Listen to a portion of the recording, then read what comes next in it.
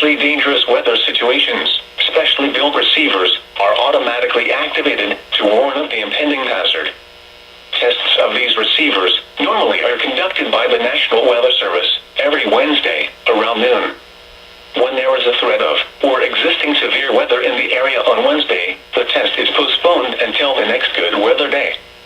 The warning alarm transmitted over this and other NOAA radio stations in southern Wisconsin will normally be activated for watches and warnings that affect the following Wisconsin counties: Richland, Vernon, Adams, Juneau, Marquette, Waushara, Winnebago, Calumet, Manitowoc, Sauk, Columbia,